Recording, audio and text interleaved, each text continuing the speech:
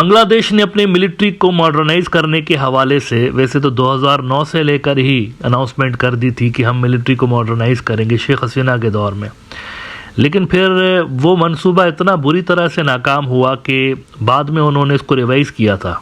शेख हसीना साहिबा ने रिवाइज़ करने के बाद इसको फोर्सेस गोल 2030 में कन्वर्ट कर दिया था उन्होंने, लेकिन 2024 में जब उनकी सरकार गिरी है तब तक भी उन्होंने उतना काम नहीं किया जितना उन्होंने टारगेट सेट किए थे। इसकी वजह बहुत सारी थी, लेकिन सबसे बड़ी इसकी जो वजह थी वो जियोपॉलिटिकल प्रॉब्लम्स थे। वहाँ पे उनके जो पॉलिटिकल इत्तेहादी थे इंडिया के अंदर, वो नहीं चाहते थे कि एक हद से ज़्यादा बांग्लादेश का डिफेंस सिस्टम ग्रो करे, क्योंकि इंडिया इनको भी अपने लिए कहीं ना कहीं पर थ्रेट कंसीडर कर रहा होता है। यही वजह है कि हमने देखा कि 15 साल तक हुकूमत में बैठी रही, लेकिन एक ढंग का नया फाइटर जेट अपने मुल्क को नहीं लेकर दे सकी। वो पैसे थे उनके पास, लेकिन एडवांस्ड जो इक्विपमेंट्स थे वो लेने से हिचकिचाती थी। अलबत्ता जब से लेकर वहाँ पर नई सरकार आई है तो विजिबल तब्दीली मिलिट्री की पॉलिसी के अंदर हमें नज़र आई है, और बड़ी तेज़ी के साथ अब वहाँ पर मिलिट्री की मॉडर्नाइजेशन के ऊपर काम हो रहा है। इस पे इंडिया के अंदर से आए दिन हमें कुछ ना कुछ बांग्लादेश को सुनने को मिलता है, यानी वो इस पे क्रिटिसाइज़ करते हैं कि why they are doing this and why they are doing that. हत्ता कि इनके जो रिटायर्ड जनरल्स हैं वो तो टैंक्स लेने पर भी क्वेश्चन मार्क्स रेज करते हैं कि किसके लिए ले रहे हैं, क्यों ले रहे हैं।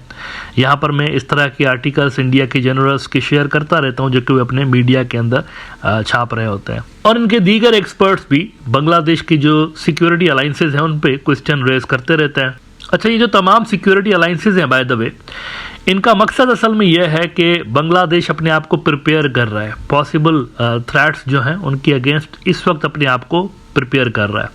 लेकिन इस पे भी क्वेश्चन मार्क इंडिया से रेज होता है। कुछ दिन पहले संडे गार्डियन इंडिया का अखबार है, उसमें बांग्लादेश के पाकिस्तान के साथ बढ़ते हुए सिक्योरिटी अलायंस के ऊपर क्वेश्चन मार्क रेज किया गया था। कहते हैं breakup state why Pakistan alliances often lead to instability, और इसमें वो फिर बता रहे हैं कि पहली मरतबा पाकिस्तान ने अपनी वॉरशिप भेजी है अमन एक्सरसाइजेस के लिए, लेकिन उसके बाद उन्होंने कहा ये ट्रेनिंग क्यों हो रही है, मिलिट्री ट्रेनिंग, ज्वाइंट जो ट्रेनिंग हो रही है वो क्यों हो रही है पाकिस्तान और इनके दरमियान। कहते हैं this move combined with a visit by Pakistan ISI chief lieutenant general Asim Malik to Dhaka and plans for joint military training between the two nations highlights a significant shift in regional geopolitics। Bangladesh की डिफेंस स्ट्रेटजी में significant shift असल में नज़र आई है, ये उस पर कह रहे हैं कि ये क्यों हो रहा है। अब देखें यहाँ पर पिछले 24-48 घंटों में दुनिया में कुछ ऐसा हुआ है जो कि मेरे ख्याल से आंखें खोल देने के लिए काफ़ी होना चाहिए। बांग्लादेश के अंदर जो लोग भी मिलिट्री मॉडर्नाइजेशन वाले प्लान्स पे क्रिटिसाइज़ कर रहे हैं कि इसकी क्या ज़रूरत है तो उसकी क्या ज़रूरत है, उनको सबक सीखने की ज़रूरत है। पिछले 24 घंटों में कुछ ऐसा बड़ा वाक़या पेश आया दुनिया के अंदर। आपके इल्म में होगा यूक्रेन की जब लड़ाई हो रही थी रशिया के साथ, तो इसी प्रोग्राम के अंदर मैं आपको ये बता रहा था लड़ाई शुरू होने से पहले कि ये 2 हफ्ते में ख़त्म हो जाएगी, बिकॉज़ रशिया और यूक्रेन के दरमियान मिलिट्री गैप बहुत ज़्यादा है और ये लड़ाई 2 हफ्ते के अंदर ख़त्म हो जाएगी। लेकिन 2 हफ्ते से बहुत ज़्यादा चली है, कई साल हो गए। इस पर मुझसे क्वेश्चन भी आप लोग पूछते रहे हैं कि मैं 2 हफ्ते कह रहा था लेकिन ये तो काफ़ी चली है। तो इसका जवाब मैं ये देता रहा हूँ कि रशिया वर्सेस यूक्रेन लड़ाई असल में 2 हफ्ते में ही ख़त्म हो गई थी। उसके बाद जो कुछ भी हुआ है that was America versus Russia और वेस्ट वर्सेस रशिया, यूरोप भी इसके अंदर शामिल था। ये वो लोग लड़ रहे थे, असल में रशिया उनसे लड़ रहा था, उनके पैसे उनके वेपन्स इस्तेमाल हो रहे थे यहाँ पे। यूक्रेन सिर्फ सामने था, बाकी वो लोग थे सारे के सारे वही लड़ रहे थे रशिया से। अब कल यूक्रेन का प्रेसिडेंट ज़ेलेंस्की पहुंचा वहां पर डोनाल्ड ट्रंप के ऑफिस में उनसे मुलाकात करने के लिए। अब वहां पर जो कुछ भी हुआ है ना, ये तमाम मुल्कों के लिए लेसन है, उन लोगों के लिए भी लेसन है जो कि अपनी मिलिट्री के मॉडर्नाइजेशन के ख़िलाफ़ हैं। बांग्लादेश के अंदर भी वो लोग जो कहते हैं नहीं मिलिट्री क्यों पैसा खर्च कर रही है, टैंक्स क्यों लिए जा रहे हैं, ट्रेनिंग क्यों लिए जा रहे हैं, पाकिस्तान से ये क्यों लिया जा रहा है, फ़लाँ मुल्क से ये क्यों लिया जा रहा है, ये सब उनके लिए लेसन है कि दुनिया में कोई भी उतनी हेल्प आपकी नहीं कर सकता जितनी हेल्प आप अपनी खुद की कर सकते हैं। यानी सेल्फ सफिशिएंट होना इम्पॉर्टेंट है डिफेंस के मामलात में। किसी मुल्क पर डिपेंड करना इम्पॉर्टेंट नहीं होता। अपने आप को जंग से पहले मुल्कों को इतना ज़्यादा प्रिपेयर रखना चाहिए कि अगर उनके ऊपर वॉर मुसल्लत कर दी जाए तो उनके पास इनफ कैपेबिलिटीज़ हों लंबे अरसे तक लड़ने के लिए और इफ़ेक्टिवली रेजिस्ट करने के लिए। ज़ेलेंस्की जब जंग में कूदा तो उनके सबसे बड़े सपोर्टर वेस्ट के अंदर भी थे और अमेरिका में भी उनका बहुत ज़्यादा सपोर्ट उनको रहा और उनको पैसे और वेपन्स मिलते रहे। लेकिन अब ये हुआ है कि डोनाल्ड ट्रंप जब से आया है तो उनकी सपोर्ट अमेरिका से कम बंद हो गई है। अच्छा चले, सपोर्ट बंद होना तो सही है, ह्यूमिलिएशन हुई है बाकायदा उनकी। पहले उनको बुलाया गया वहाँ पर डोनाल्ड ट्रंप के ऑफिस में, और ये देखिए ज़रा आप, ये ज़ेलेंस्की जब आ रहा है ना तो दरवाजे पे आया उसको वेलकम करने के लिए डोनाल्ड ट्रंप, और बाय द वे उसके कपड़ों की भी बड़ी तारीफ़ की। उसको कहता है ज़ेलेंस्की कपड़े तो बड़े अच्छे पहन के आ, ये देखिए, हाथ पकड़ा, उसको अंदर लेकर गया। अब अंदर जो भाई साहब की दुर्गत उन्होंने बनाई है, लफ्ज़ी तौर पर, ऑब्वियसली फिजिकल नहीं, लफ्ज़ी तौर पर उसकी वो उन्होंने दुर्गत बनाई है कि अल अमान वल हफीज़। ये पहली मर्तबा हो रहा है शायद।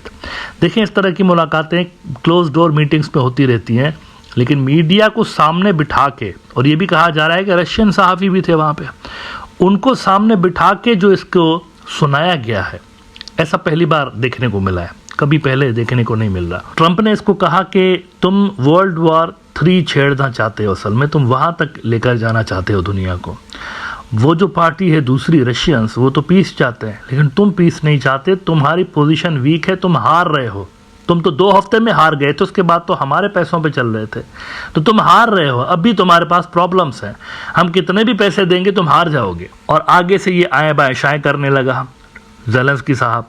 और फिर बीच में इसने कहा कि अमेरिका जो है उसके आजू बाजू समुंदर है, इसीलिए आप समझते हैं कि आप सेफ़ हैं, लेकिन ऐसा नहीं, आपकी तरफ भी ख़तरा आएगा। अब जब उसने ये अल्फाज कहे तो ट्रंप का मीटर घूम गया, और उसने मीडिया के सामने आगे देखें क्या उसको ह्यूमिलिएटिंग किस्म का रिस्पॉन्ड किया है। ये ज़रा वीडियो देखिए, डोनाल्ड ट्रंप की छोटा सा क्लिप है, वैसे तो लंबी चौड़ी कन्वर्सेशन है, लेकिन मैं छोटा सा क्लिप दिखाता हूँ, इसमें आप देखिए बॉडी लैंग्वेज क्या है और अल्फाज देखिए कितने तीखे हैं। I'm talking about the kind of diplomacy that's going to end the destruction of your country. Yes, but if you are not strong... Mr. President, with respect, I think it's disrespectful for you to come into the Oval Office and try to litigate this in front of the American media.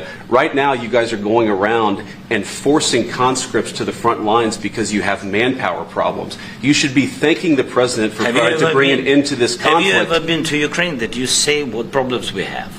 I have been to. Come once. I've actually watched and seen the stories, and I know what happens is you bring them on a propaganda tour, Mr. President.